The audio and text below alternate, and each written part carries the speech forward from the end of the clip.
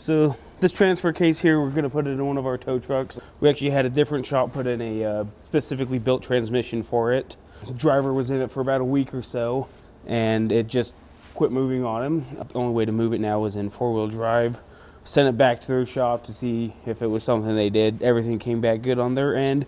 Turns out that the transfer case gears inside pretty much grenaded themselves. So we've got this one here to swap back on so we can get our truck back up on the road and into service. If you have similar issues or anything like that, come on down to Napa Auto and Diesel and we'll get you taken care of.